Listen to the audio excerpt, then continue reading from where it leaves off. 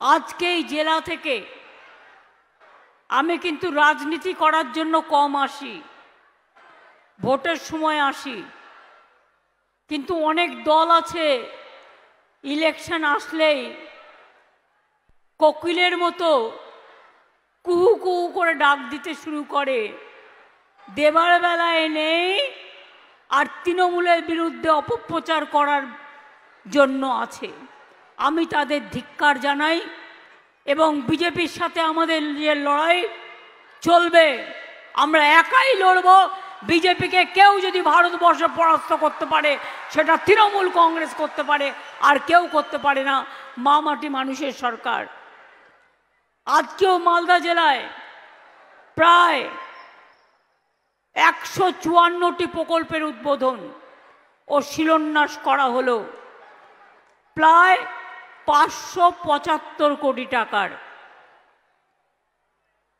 3 লক্ষ ডিম পাড়া মুরগির খামার। আগে মুরগিদের কোনো পোলট্রি, মুরগিদের ছিল, হাঁসের পোলট্রি ছিল না, নতুন করে আমরা মুরগির পোলট্রিও করছি।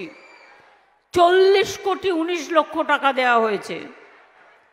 3টি হাই স্কুল এবং 7টি হাই মাদ্রাসার মোট 10টি হস্টেল, 6টি বয়েজ হস্টেল ও 4টে গার্লস হোস্টেলের জন্য 11 কোটি 20 লক্ষ টাকা দেওয়া হয়েছে।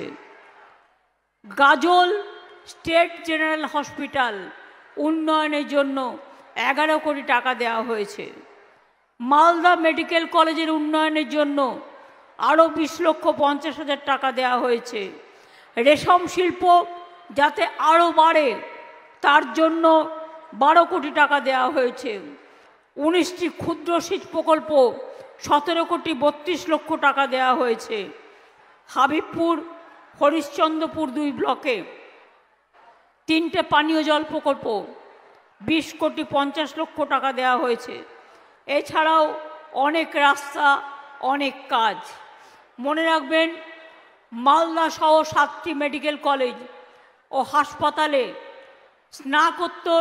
স্নাতকোত্তর আসন বৃদ্ধির জন্য আমরা ইনফ্রাস্ট্রাকচার উন্নয়ন করছি। আরও 96 কোটি টাকা, প্রায় 100 কোটি টাকার মতো মালদায় এই জন্য খরচ করা হবে, মালদা মেডিকেল কলেজের আসন বৃদ্ধি করবার জন্য, পরিকাঠামো উন্নয়নের জন্য। 4তলা ক্রিটিক্যাল কেয়ার বোর্ড নির্মাণ হবে, 12 কোটি 6 লক্ষ টাকা। রক্ত সংগ্রহ কেন্দ্রের মান উন্নয়ন 20 লক্ষ টাকা। বার্ন ওয়ার্ড এখানে ছিল না, এখানে আরও 1 কোটি টাকা দিয়ে বার্ন ওয়ার্ডও তৈরি করা হচ্ছে।